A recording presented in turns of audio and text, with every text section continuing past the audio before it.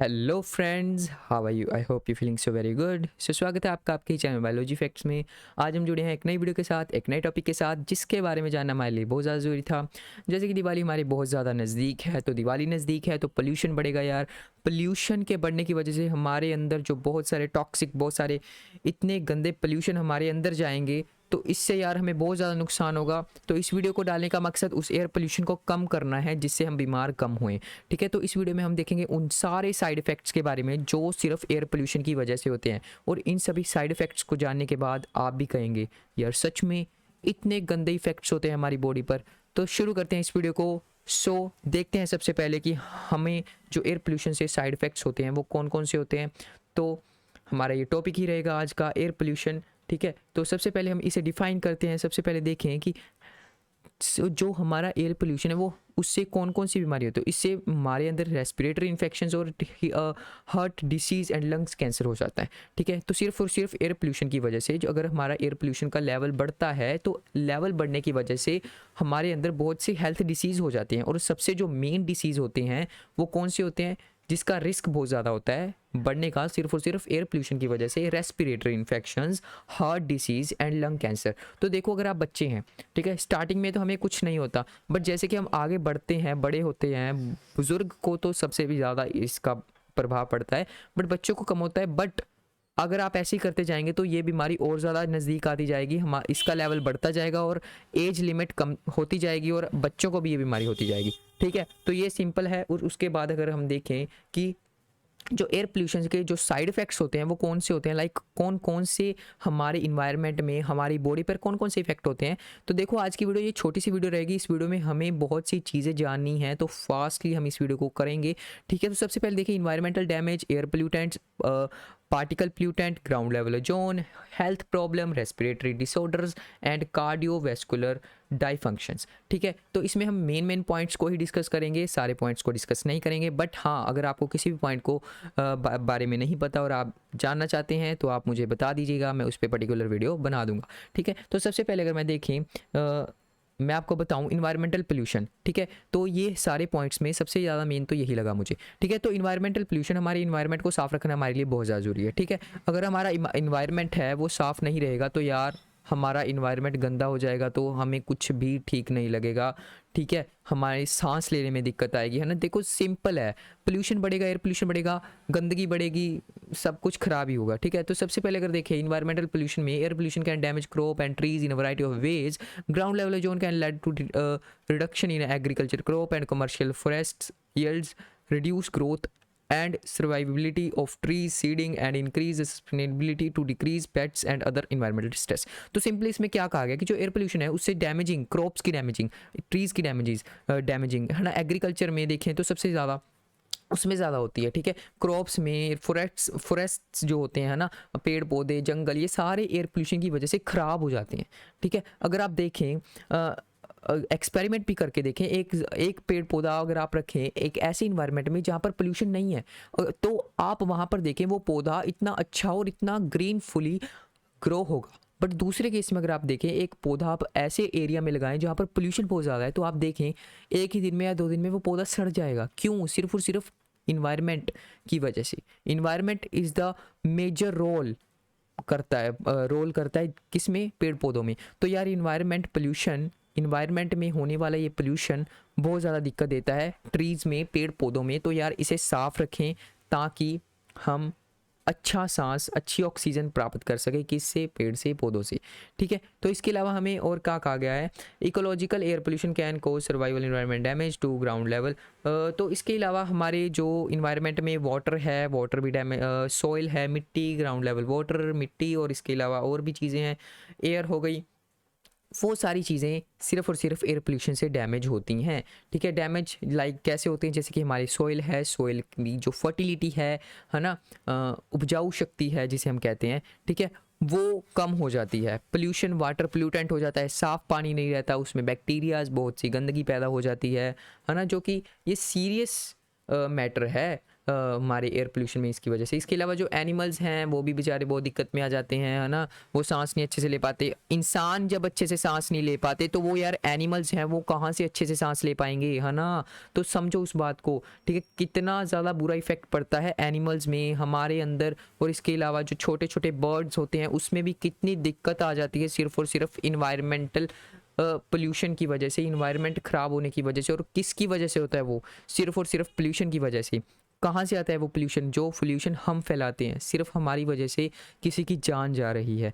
कैसे? जब आप पटाखे चलाते हैं, दिवाली पर पोल्यूशन करते हैं इतना ज़्यादा, तो यार देखो बिल्कुल कम तो नहीं होता, है ना। मैं कितनों को कर सकता हूँ। आप ज़्यादा से ज़्यादा इस वीडियो को शेयर करें ताकि ज़्यादा से ज़्यादा लोग इसके साइड इफ़ेक्ट्स को जान पाएँ। तो नेक्स्ट हम देखें कौन सा साइड इफ़ेक्ट होता है। तो O3 ओजोन लेयर, जैसे कि आप जानते ही होंगे कि ओजोन लेयर होती है हमारे, ये जो हमारी अर्थ है उसके ऊपर एक लेयर होती है जिसे हम कहते हैं ओजोन लेयर, ठीक है। तो वो ओजोन लेयर होती है, वो एक अच्छी लेयर होती है जो कि हमारे सन से आती हैं अल्ट्रावायलेट रेज, उससे हमें बचाती हैं। जो वो अल्ट्रावायलेट रेज होती हैं वो गंदी रे होती हैं, और जो ओजोन लेयर है वो अच्छी लेयर है जो हमें उस रे से बचाती हैं। बट हम इंसान हैं, हम बहुत बुरे हैं। हमने क्या किया? हमने पोल्यूशन फैलाया, गंदगी फैलाई, जिससे वो ओजोन लेयर ख़राब होने लगी, डैमेज होने लगी, है ना। वो डैमेज हुई, क्या हुआ? अल्ट्रावायलेट रेज हम सीधा हमारे यहाँ पर आ रही हैं। बट क्या हुआ? जब हमारा कोरोना आया तो हमने क्या किया? हम घर पर रहने लगे, पोल्यूशन कम हुआ, तो वो थोड़ी सी लेयर ठीक भी हुई, है ना। तो बहुत से होल हो गए थे ओजोन लेयर में, बट वो ठीक भी हुई, बट थोड़ी सी ठीक हुई। पर हम इंसान हैं, गंदी बातें करना, गंदी चीज़ें करना हमारा कर्म है ना। तो हम ये करते हैं। तो क्या हुआ? जो ओजोन लेयर है उसमें थोड़ी सी डैमेजिंग आने लगी, तो जिससे वो होल से वो अल्ट्रावायलेट रेज सीधा धरती पर आने लगी और हमारी स्किन पर पड़ी, ठीक है। तो इससे क्या होता है? हमारी स्किन में बहुत सी रैशेज, बहुत से पिंपल्स होने लग जाते हैं ना, हमारी स्किन ख़राब होने लग जाती है वो अल्ट्रावायलेट रेज की वजह से। बट जो ओजोन लेयर है वो अच्छी लेयर होती है जो हमें उससे बचाती है ना, जो काफ़ी डैमेज भी हो चुकी है। बट मैंने अभी कहा ना, कोरोना की वजह से वो ठीक भी हुई, तो वो थोड़ी सी ठीक भी हो रही है, ठीक है। बट अगर आप उस पोल्यूशन को कम करेंगे तो वो ठीक हो जाएगी लेयर, जैसे कि वो डैमेज हुई है उसके होल्स हैं वो फिर से ठीक हो जाएंगे, ठीक है। तो अगर आप एक कदम बढ़ाएंगे, तो अगर आप भी इसको और ज़्यादा करेंगे, अगर आप पोल्यूशन को कम करेंगे तो ये और ज़्यादा ठीक हो जाएगी, ठीक है। तो इसके अलावा मैं अगर एक और बात करूँ, यहाँ पर लिखा हुआ है एक शब्द GLO, means ground level ozone. तो ये जो ग्राउंड लेवल ओजोन होती है ये हमारी धरती पर, जैसे कि अभी मैंने कहा कि एक ओजोन होती है जो ऊपर हमारी सरफेस पर, अर्थ की सरफेस पर होती है। बट ये लेयर है ग्राउंड लेवल ओजोन लेयर होती है। ये जो लेयर होती है ये हमारी नीचे होती है, हमारी ग्राउंड पर होती है अर्थ की, ठीक है। तो इसमें क्या कहा गया है? GLO is produce as a result of chemical reactions between oxides of nitrogen and VOC, जिसको कहते हैं वोलेटाइल ऑक्साइड कंपाउंड्स। तो इसमें क्या होता है कि देखो, जो हमारी केमिकल रिएक्शंस होती हैं, जो GLO प्रोड्यूस होती है वो केमिकल रिएक्शन से होती है, वो जिसमें नाइट्रोजन और ऑक्सीजन होती है, और VOC। तो इसका फॉर्मूला होता है एक nitrogen oxygen plus VOC plus sunlight, इससे मिलकर ये बनती है। तो ये डैमेजिंग होती है, ये बुरी होती है, क्योंकि इसमें देखो बहुत से केमिकल्स, बहुत सी ऐसी चीज़ें आ जाती हैं जो कि हमारे लिए बिल्कुल भी ठीक नहीं है। और ये ज़्यादा उससे ही बनती है जो हमारी गाड़ियों से निकलने वाला धुआं होता है ना, हमारी फैक्ट्री से निकलने वाला धुआं होता है, तो उससे बनकर बनती है। तो इससे बहुत सी डिसीज़ हो जाती हैं, हमारी रेस्पिरेटरी डिसीज़ हो जाती है, इसका रिस्क बहुत ज़्यादा होता है उस पर होने पर। तो इससे हमारी पर्टिकुलरली अस्थमा जो बीमारी होती है उसका होने का बहुत ज़्यादा डर रहता है, ठीक है। तो सिर्फ और सिर्फ एयर पोल्यूशन की वजह से हमारे अंदर ये बीमारी भी हो जाती है, ठीक है। और उसके अलावा अगर मैं नेक्स्ट बात करूँ, हेल्थ पर इसका बहुत ज़्यादा फ़र्क पड़ता है। तो हेल्थ में कौन सा फ़र्क पड़ता है? देखिए कि in terms of healthy hedged every unusually suspended material in the air which cause difficulties in normal function of human organs। तो सिंपल इसमें सारा अगर मैं बताऊँ, सिंपली यही कहा गया है कि जो हमारी हेल्थ है उस पर जो एयर पोल्यूशन की वजह से बहुत ज़्यादा फ़र्क पड़ता है। हमारी एयर, जो मटेरियल एयर में जो गंदगी पैदा हो जाती है और बहुत सी ज़्यादा डिफ़िकल्टीज़ हो जाती हैं, ठीक है। हमारे ह्यूमन के जो ऑर्गन्स हैं उनके नॉर्मल फंक्शंस, अच्छे से फंक्शन जो काम नहीं कर पाते, है ना। हमारा जो हार्ट है वो अच्छे से काम नहीं कर पाता, हमारा रेस्पिरेटरी फंक्शन होता है सारा, फेफड़े, दिल अच्छे से काम नहीं कर पाते, है ना। इससे हमारी बहुत सी बीमारियाँ हो जाती हैं, ठीक है।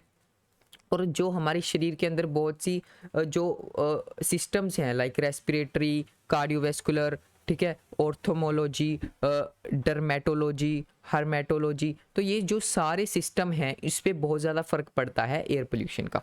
ठीक है, तो इसके अलावा नेक्स्ट अगर बात करें, however the molecular and cell toxicity में also induce a variety of cancers in the lung के टर्म्स, और इसके अलावा ये भी कहा है कि इससे कैंसर भी हो जाता है और लॉन्ग टर्म कैंसर चलता है। And the other hand even small amount of air toxicants in show in a dangerous for sustainability group including children and elderly people as well as a patient suffering from a respiratory and cardiovascular disease। तो इससे क्या होता है कि जो patients होते हैं उससे कार्डियोवैस्कुलर डिसीज़ से उन्हें गुजरना पड़ता है, रेस्पिरेटरी डिसीज़ से उन्हें गुजरना पड़ता है, सिर्फ और सिर्फ एयर पोल्यूशन की वजह से। ठीक है, तो सिंपली इसमें यही कहा है कि एयर पोल्यूशन से हमें बहुत सारी दिक्कतें हो जाती हैं, हमारी हेल्थ प्रॉब्लम हो जाती है, जो बहुत सारे सिस्टम हैं हमारी बॉडी के अंदर वो सारे ख़राब हो जाते हैं, धीरे धीरे डैमेज होने लग जाते हैं। ठीक है, और कैंसर भी हो सकता है, और वो कैंसर है लॉन्ग टर्म तक चलता है, सिर्फ और सिर्फ हमारे अंदर एक गंदी ऑक्सीजन की वजह से। ऑक्सीजन जब हमारी दूषित हो जाती है ना, फ्रेश एयर हमारे अंदर नहीं जा पाती है ना, तो उसकी वजह से हमारी बॉडी में बहुत सी बीमारियां होने लग जाती हैं। ठीक है, और उसके बाद हमें रेस्पिरेटरी, देखो जो हमारा सारी जो श्वास क्रिया होती है, हम ऑक्सीजन लेते हैं और ये सारी जो प्रोसेस होती है ये सारा रेस्पिरेटरी सिस्टम में होता है, तो इसीलिए मुझे रेस्पिरेटरी सिस्टम को उठाना पड़ा, रेस्पिरेटरी को उठाना पड़ा।